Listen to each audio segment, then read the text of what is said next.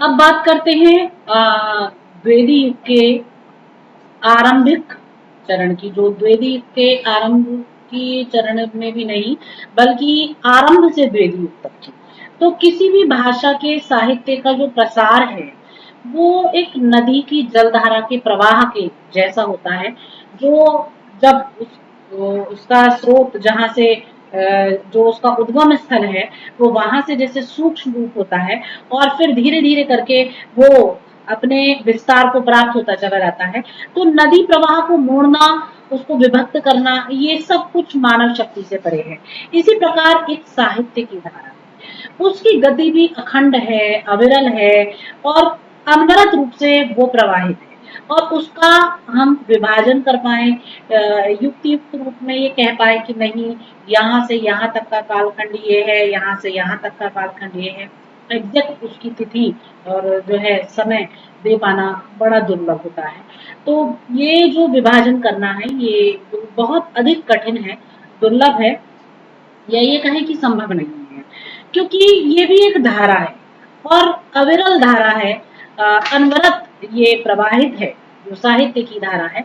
और बिना रुके लगातार ये अपनी गति की ओर बढ़ती जा रही है। उसमें परिवर्तन आते हैं, उसमें अनेक प्रकार के उतार चढ़ाव आते हैं, जैसे नदी की जलधारा में हम देखते हैं। लेकिन हर ओर जो भी पृष्ठभूमियां उसे प्राप्त होती चली जाती हैं, वो उनसे वो वैशिष्ट ग्रहण करती चली जाती है। लेकिन जो साहित्य धारा है वो अविरल प्रवाहित रहती है। तो अन्य भाषाओं के समान ही अगर हम हिंदी की बात करते हैं तो हिंदी साहित्य का जो आरंभ है और कविता के रूप में उसका आरंभ हुआ है। और कुछ विद्वान 8वीं 9वीं शताब्दी से हिंदी कविता का आरंभ मानते हैं। देखिए, ये जो एक विषय है, ये एक अनुसंधान, वैचारिक अनुसंधान का विषय है। और इस पर जो आलोचक हैं, समालोचक हैं, विचारक हैं, वो निरंतर अपने अनुसंधान प्रस्तुत करते रहे हैं और करते रहते हैं। पर निश्चित रूप से किसी भी विषय को कह पाना सभी के लिए दुर्लभ होता है। तो हिंदी कविता की जो परंपरा है वो जो समालोचकों के द्वारा एक तिथि दी गई है वो 11वीं शताब्दी कही गई है। तो विद्वानों के द्वारा जो हिंदी कविता का जो आरंभ है, इस परंपरा का जो आरंभ है वो 11वीं शताब्दी से माना गया है। और प्रथम कवि के रूप में पुष्य का नाम लिया गया है। और इसका समय जो है वो विक्रमी संवत 770 के लगभग माना गया है। लेकिन क्योंकि वही चीज सामने आती है कि जब तक स्रोत प्राप्त नहीं है, वो उपलब्ध नहीं है, तब तक प्रामाणिकता सत्य या सिद्ध नहीं होती। तो अनुपलब्ध होने से हिंदी काव्य साहित्य का जो आरंभ है वो सिद्ध कवियों की रचनाओं से माना जाना चाहिए, जो प्रमाण उपलब्ध होते हैं उनके आधार पर। तो अगर हम उस दृष्टि से देखें, प्रारंभिक काल का संपूर्ण साहित्य जो है वह दो वर्गों में विभक्त किया जा सकता है। एक को हम प्रबंध काव्य कह सकते हैं और दूसरे को वीर गीत कह सकते हैं। यदि हम इसमें भी दलपति विजय का जो कुमार रासो है, जो कि प्रबंध काव्य है, और नरपति नालाह का बीसल देव रासो जो है वो वीर गीतात्मक सृजना है, इनको लें तो वीर गाथा काल का जो साहित्यिक ऐतिहासिक और साहित्यिक महत्व है उसके कारण एक भाषा विज्ञान की दृष्टि से वो बहुत अधिक महत्व धारण करता है।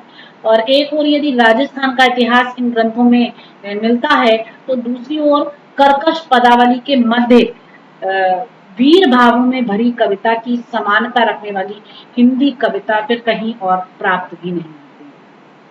तो ये जितने प्रमाण प्राप्त हैं, जो भी उपलब्धता है उसके आधार पर हिंदी कविता का जो भक्ति काल है वो 1375 से 1700 विक्रमी संवत तक माना जा सकता है। और भारत के इतिहास में यह काल हिंदुओं के पराभव और पतन का काल था। अपने आत्माभिमान, साहस और शौर्य के को प्राप्त करने के लिए और उसको ससम्मान वापस लेने के लिए हिंदू जाति में उस समय उत्साह भी नहीं होता था। मुसलमान शासक साम्राज्य विस्तार के साथ साथ अपने धर्म का प्रचार प्रसार कर रहे थे और ऐसी विषम परिस्थितियां उस समय उस युग में खड़ी हो गई थी कि जो हिंदू संस्कृति है, जो हिंदू जाति है, वह हताश हो गई और दुष्टों का दमन करने वाले जो धर्म के रक्षक हैं वो सब भगवान की भक्ति में लीन हो गए। तो वो जो वातावरण है उस वातावरण को ध्यान में रखते हुए शुक्ल जी कहते हैं कि अपने पौरुष से हताश जाति के लिए भगवान की शक्ति और करुणा की ओर ध्यान ले जाने के अतिरिक्त दूसरा मार्ग क्या था? कुछ भी नहीं था। कहने का तात्पर्य यह है कि जब व्यक्ति चारों ओर से हताश निराश हो जाता है, अवसाद उसे चारों ओर से घेर लेता है और उसके जीवन में पीड़ा वेदना और दुख के अतिरिक्त कुछ नहीं बचता, कोई मार्ग उसे नहीं प्राप्त हो पाता, तो ऐसी स्थिति में वह जहां उसे संसार में कोई सहारा कोई अवलंब नहीं मिल पाता, फिर वह ईश्वर की शरण लेता है और ईश्वर की शरण में जहां उसे एक हल्की सी भी आशा, एक हल्की सी भी किरण ऐसी मिल जाती है जो उसके दुख को दूर करने वाली होती है, जो उसे सांत्वना देने वाली होती है, जो उसको आनंद की ओर ले जाने वाली होती है, जो उसको एक हृदय की तसल्ली देने वाली होती है, तो उसके बाद तो फिर जैसे वो उस सागर में भक्ति के सागर में ही डूब जाता है। तो जो उस समय का वातावरण था वो बिल्कुल ऐसा ही था। आचार्य रामचंद्र शुक्ल ने ऐसे वातावरण से युक्त जो कालखंड था उस कालखंड को भक्ति काल के नाम से पुकारा है। परंतु इस काल में भक्ति की बहुत सारी धाराएं प्रवाहित हुई हैं। शुक्ल जी ने इन धाराओं को जो अपने जितने भी अध्ययन किए उन अध्ययनों के आधार पर और जो परंपराएं इन धाराओं में सुशोभित थी, जो प्रवृत्तियां इन धाराओं में सुशोभित थी, जो विशेषताएं थी, उनके आधार पर इनको 4 धाराओं में उन्होंने विभाजित किया है। प्रथमतः उसके 2 भेद हैं, एक है निर्गुण काव्य धारा और दूसरी है सगुण काव्य धारा। इसमें भी जो निर्गुण काव्य धारा थी वो 2 रूपों में आगे चल के 2 शाखाओं में विभक्त हुई। एक थी ज्ञानाश्रयी और दूसरी थी प्रेमाश्रयी। और जो सगुण काव्य धारा थी वो भी 2 रूपों में आगे चल के विभक्त हुई। एक थी कृष्णाश्रयी शाखा और दूसरी थी रामाश्रयी शाखा। तो इनका उल्लेख शुक्ल जी ने किया है। ये जो धाराएं प्रवाहित हुई हैं भक्ति काल में, इसमें अगर हम अलग अलग कवियों को लें तो जो निर्गुण काव्य धारा है और निर्गुण काव्य धारा की भी जो ज्ञानाश्रयी शाखा है उसके प्रवर्तक कवि के रूप में कबीरदास जी को देखा गया, जिन्होंने उस परब्रह्म परमात्मा के प्रति अपनी भक्ति भावना की अभिव्यक्ति की है और उसको प्राप्त करने के लिए ज्ञान के रास्ते को सुझाया है।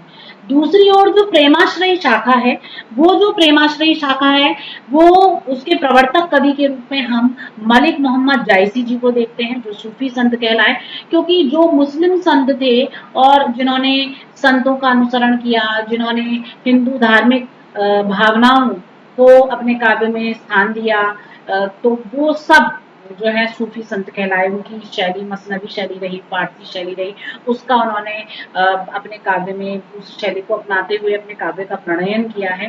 तो ये जो शाखा है इसके प्रतिनिधि कवि के रूप में मलिक मोहम्मद जायसी जी को जाना जाता है और उनका जो प्रसिद्ध ग्रंथ है पद्मावत, वो इस शाखा का एक कहना चाहिए कि मणि रूप है। और इसमें जो जायसी जी हैं और जो जायसी जी के अनुयायी हैं, यानी कि कह सकते हैं कि प्रेमाश्रयी शाखा के जितने कवि हुए हैं उन्होंने परब्रह्म परमात्मा के निर्गुण रूप की ही उपासना की है। बस जो अंतर है वो इतना है कि उन्होंने उसकी प्राप्ति का जो मार्ग है वो सरल सहज और प्रेम को कहा है, और जो ज्ञानाश्रयी शाखा के कवि हैं उन्होंने उस ब्रह्म की प्राप्ति का मार्ग ज्ञान को कहा है, ज्ञान को महत्व दिया है और इन्होंने प्रेम को महत्व दिया है।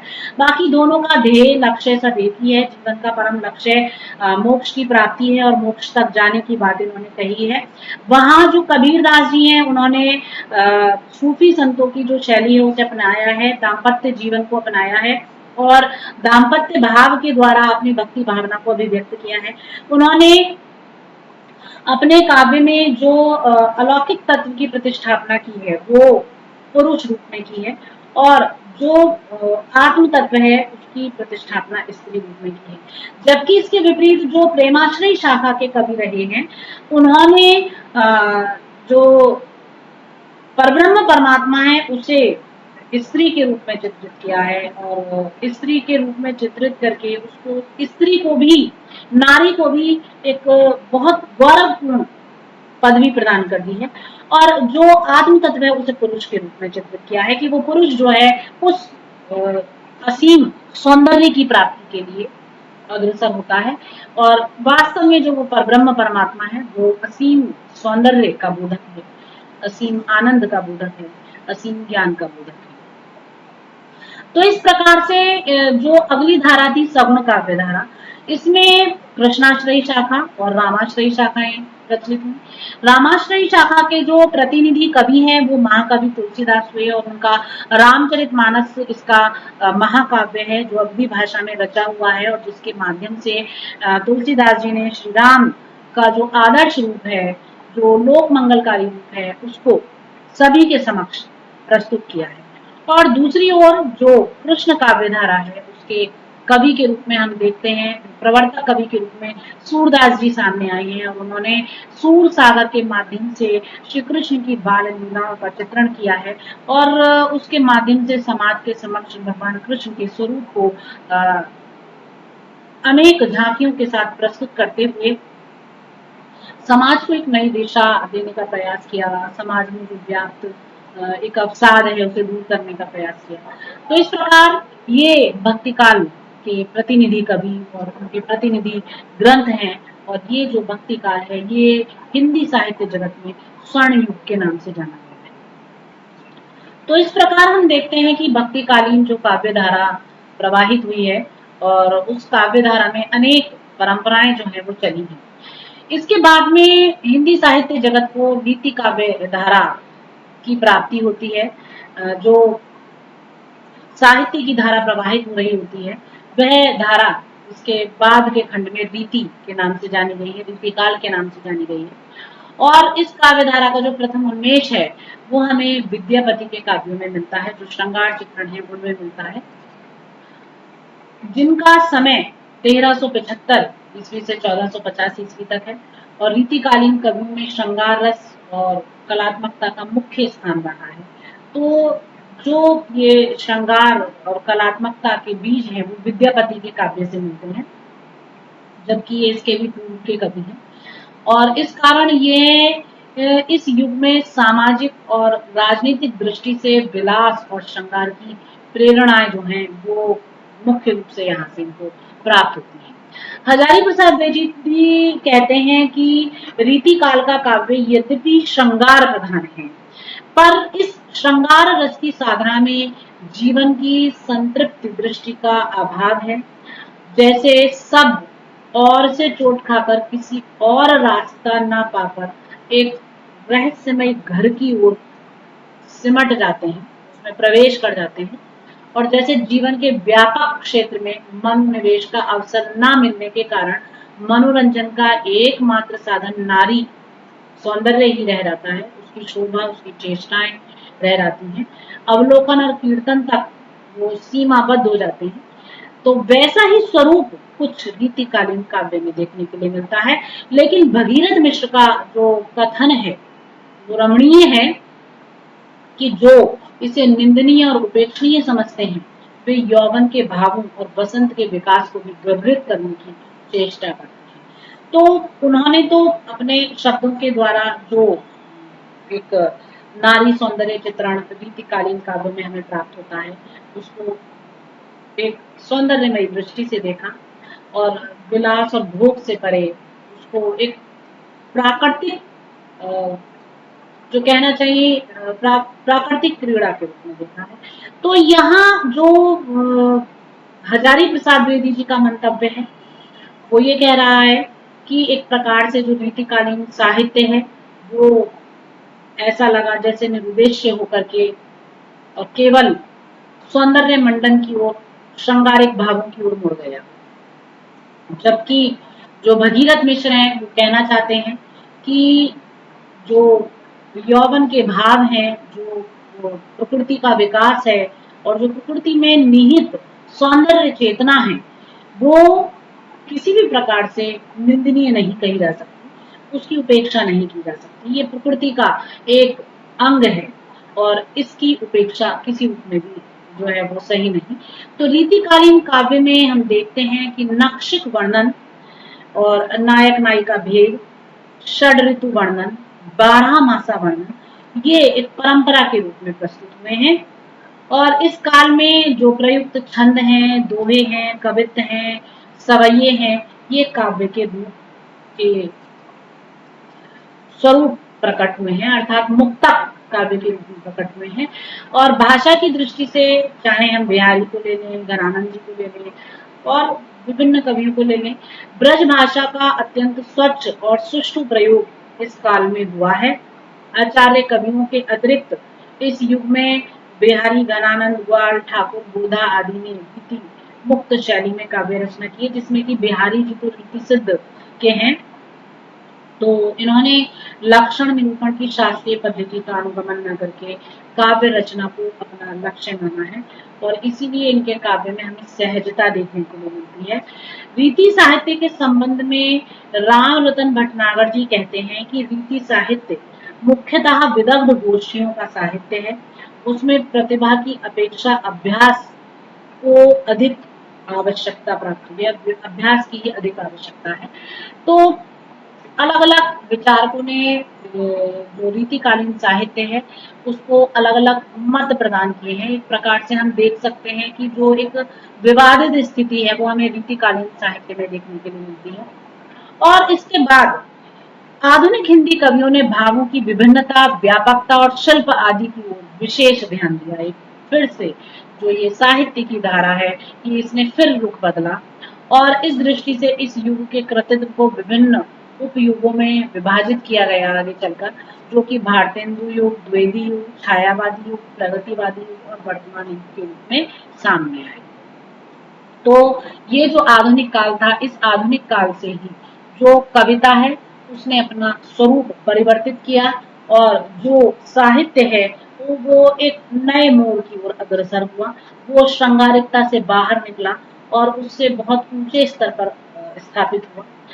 अगर हम इस दृष्टि से यहाँ पर वर्णन करें तो जो सबसे पहला आधुनिक काल का चरण है जिसे कि हम भारतेंदु युग के नाम से जानते हैं, तो भारतेंदु जी जो हैं वो इस नई कविता के प्रवर्तक के रूप में सामने आते हैं।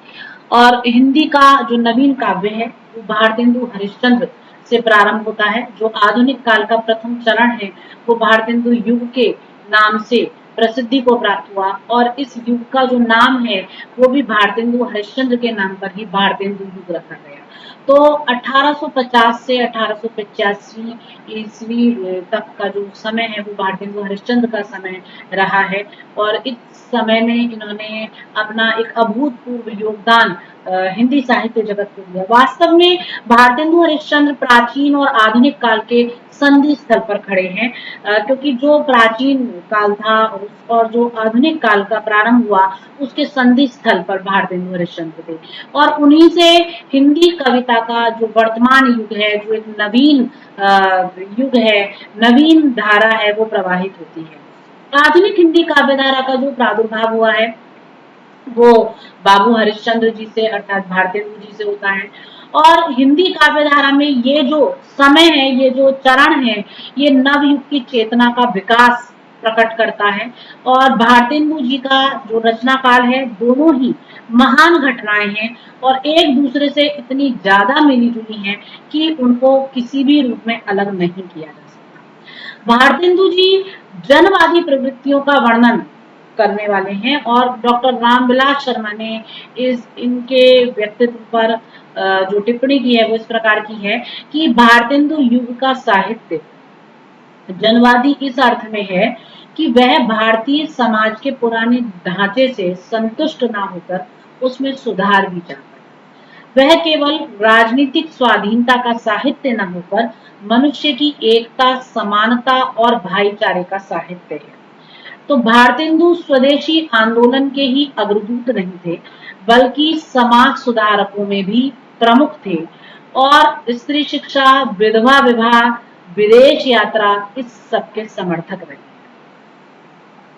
आचार्य चतुर्सेन शास्त्री का मत है इनके विषय में कि साहित्य निर्माण में भारतेंदु जी की व्यापक दृष्टि थी और हिंदी गद्य में उन्होंने मानव जीवन के समस्त भावों को अभिव्यक्त किया, उनका समावेश किया। तो उन्होंने अपने काव्य में इन समस्त रूपों को समाविष्ट किया है और जो हिंदी गद्य में मानव जीवन में व्याप्त जो भी भावनाएं हैं उनका समावेश किया। हास्य विनोद का उन्होंने भाषा में बड़ा ही विशिष्ट रूप जो है वो देखा है और इन सब कारणों से ही जो तत्कालीन युग की भाषा थी वो पल्लवित हुई। जनता में साहित्य की एक तरीके से क्षुधा जागी और गद्य और पद्य सर्वत्र ही भाव शैली के विकास के बल पर ही उन्होंने जनता की रुचि को उर्दू से हटाकर हिंदी की ओर प्रेरित किया। एक हिंदी की जागृति उन्होंने समाज के मध्य ला करके खड़ी की और हिंदी में जो जीवन ज्योति है वो मानो जन सामान्य के मध्य चमत्कृत होने लगी, दिखने लगी। शिक्षित जनता से हिंदी का साहचर्य हुआ और हिंदी लोगों के वर्तमान जीवन को आलोकित करने लगी। तो हम देखते हैं कि भारतेंदु युगीन जो साहित्य है और भारतेंदु जी के जो प्रयास हैं, उन्होंने जन सामान्य को हिंदी से जोड़ा। उन्होंने जन सामान्य के हृदय में हिंदी के प्रति प्रेम को उजागर किया, जिसके कारण जो एक जन सैलाब है वो हिंदी की ओर अग्रसर हुआ। इसके बाद जो चरण शुरू हुआ वो चरण द्विवेदी युग के नाम से जाना गया। तो द्विवेदी युगीन कविता जो थी उसमें आदर्शवाद, समाज सुधार और भक्ति, राष्ट्रीय मनोवृत्ति, इन सभी के चित्रण होते हैं। एक तरीके से हम कह सकते हैं कि जो द्विवेदी युगीन कविता है उस द्विवेदी युगीन कविता में हमें विभिन्न आयाम देखने के लिए मिलते हैं। तो ये जो द्विवेदी युग है इसमें जो कविता का स्वरूप है वो और अधिक परिष्कृत हुआ, उसको एक और अधिक मर्यादित स्वरूप प्राप्त हुआ। यहाँ जो चित्रण काव्य का हुआ, साहित्य का हुआ, उसमें विशेष ध्यान देकर श्रृंगार रस को मर्यादित रूप में ग्रहण करने पर बल दिया गया। इस युग की कविता स्वतंत्रता आंदोलन और गांधीवादी विचारधारा से विशेष रूप से प्रभावित रही। इस युग के कवियों ने जगन्नाथ दास रत्नाकर और सत्यनारायण कवि रत्न जैसे जो साहित्यकार थे उनके साथ मिलकर ब्रज भाषा में काव्य रचना करने का संकल्प लिया और फिर उसका निर्वहन भी किया। उद्धव शतक, हृदय तरंग क्रमशः इसके एक उल्लेखनीय उदाहरण है। इस युग में रचित जो ब्रज भाषा की कृतियां हैं उनमें हरिऔध की रस कलश जो है वो सर्वाधिक प्रसिद्ध है और द्विवेदी युग के जो अन्य कवि हुए हैं उन कवियों ने हालांकि मुख्य रूप से खड़ी बोली में काव्य की सृजना की। मुक्तक कविताओं के अतिरिक्त इस युग में प्रबंध काव्य, महाकाव्य लिखे गए, खंड काव्यों की भी रचना हुई। इनकी जो विषय वस्तु है वो पौराणिक भी रही, ऐतिहासिक भी रही, सामाजिक भी रही और इसके अतिरिक्त भी विभिन्न क्षेत्रों के विषयों को इस काव्य के विषय के रूप में ग्रहण किया गया। तो इस युग की जो उल्लेखनीय काव्य कृतियां हैं उनमें श्रीधर पाठक कृत जो भारत गीत है वो बहुत प्रसिद्धि को प्राप्त है और मैथिली शरण गुप्त का तो जो जयद्रथ वध है, पंचवटी है और साकेत है उसका तो कहना ही क्या, उन्होंने तो हिंदी साहित्य जगत में धूम मचा दी। अयोध्या सिंह उपाध्याय हरिऔध का प्रिय प्रवास भी उसी टक्कर का महाकाव्य है। रत्नाकर कृत उद्धव शतक अपने आप में अत्यधिक महत्वपूर्ण है। राम नरेश त्रिपाठी कृत स्वप्न मिलन और नाथूराम शर्मा शंकर कृत गर्भ रहस्य जो है ये अपने आप में मुख्य रचनाएं रही जो कि द्विवेदी युग का एक साहित्य शिरोमणि। द्विवेदी युगीन कवियों ने खड़ी बोली की कविता के लिए एक उपयुक्त पृष्ठभूमि को प्रस्तुत किया और इसमें कोई संदेह भी नहीं है कि इस युग की कविता कुछ परंपराओं में बंद कर रहे भी रही है, कहीं कहीं पर प्रतीत होता है ऐसा। द्विवेदी युग के काव्य में जहाँ एक और संस्कृत का संपर्क है, संघर्ष है और संस्कार है, वहीं वहां पर कवियों की सहानुभूति भी है, सच्चाई भी है, स्वतंत्रता भी है, उदार व्यक्तित्व भी है। तो ये सभी रूप इस युग की कविता में समाहित रहे हैं। इसी में इन कवियों की सफलता भी रही और इसी में इन कवियों का महत्व भी निहित रहा। हम देखते हैं कि द्विवेदी युग के काव्य में राष्ट्रीयता और सामाजिकता की प्रवृत्ति भी अत्यधिक तीव्र रही है। इस काल के प्रत्येक कवि ने देशभक्ति के लिए अपनी लेखनी अवश्य चलाई और देशभक्ति के संबंध में कुछ ना कुछ लिखा। भारतेंदु युगीन कविता का देश प्रेम, जिसमें उन्होंने अपनी भाषा के द्वारा भोजन और द्वेष तक सीमित रखा है, उससे अधिक व्यापक स्वरूप जो है देश प्रेम के प्रति, वो द्विवेदी युग में देखने के लिए मिलता है। तो कुल मिलाकर हम देखते हैं कि द्विवेदी युग के काव्य की जो सबसे महत्वपूर्ण चेष्टा है वो राष्ट्रीयता है, राष्ट्र प्रेम है और राष्ट्र के प्रति जो विभिन्न समस्याएं हैं उनके समाधान को लेकर काव्य का सृजन करना है। तो ये जो विषय रहा है, ये विषय हमें द्विवेदी युगीन जो कविता है उसमें बड़ी सरलता से प्रवाहित होता हुआ दिखाई देता है, क्योंकि द्विवेदी युगीन जो कवि रहे, उन कवियों ने राष्ट्र प्रेम पर विशेष बल दिया और पूरी उदारता के साथ साहित्य का सृजन किया। तो ये जो साहित्य है द्विवेदी युगीन, वो अपने आप में वैशिष्ट्य को धारण करता है। तो ये जो एक दीर्घ यात्रा है साहित्य जगत की, जो कि आदिकाल से प्रारंभ होती हुई और यहाँ द्विवेदी युग तक आती है, ये अनेक प्रकार के उतार चढ़ावों से युक्त रही है और समय समय पर ये कहा जा सकता है कि जो साहित्य की प्रवृत्तियां हैं वो बदली हैं, उसकी पृष्ठभूमियां बदली हैं और उस जो काव्य उस युग विशेष में लिखा गया वो उस युग विशेष की वैशिष्ट्य से युक्त रहा। जैसे जो आदिकाल है उसमें वीर रस प्रधान रचनाएं अधिक रही, हालांकि श्रृंगार भी रहा है, जो विद्यापति का जो पदावली है वो श्रृंगार युक्त है।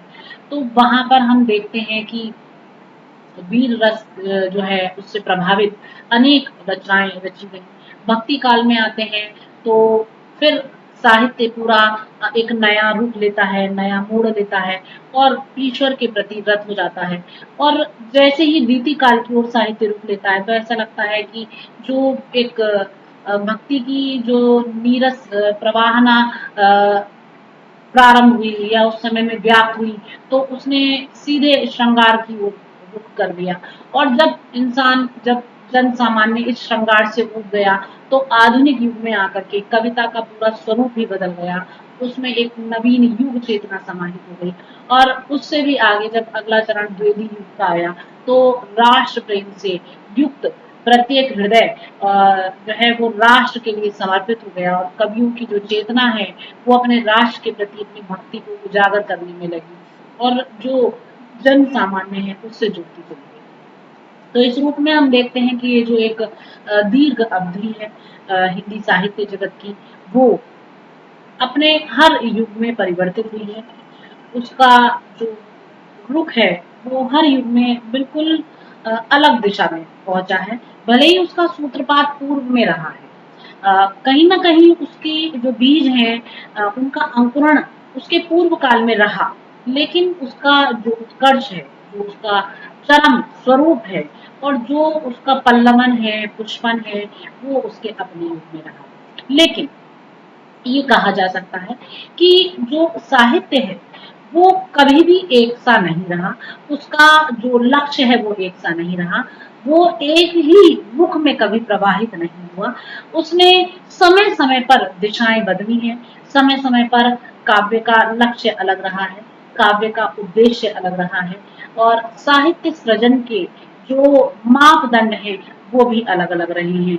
तो ये कहा जा सकता है कि जो साहित्य धारा है वो अविच्छिन्न रूप से प्रवाहित हो रही है और युगों युगों तक प्रवाहित होती रहेगी। लेकिन जब जब उसमें युग बदलेंगे तब तक उसमें परिवर्तन अपेक्षणीय होगा और वो परिवर्तन दिखाई भी देगा और वो परिवर्तन स्वीकारा भी जाएगा और उस परिवर्तन के साथ जो साहित्य है वो नवीनता को धारण भी करेगा और इसी में उसका सौंदर्य विद्यमान है। धन्यवाद।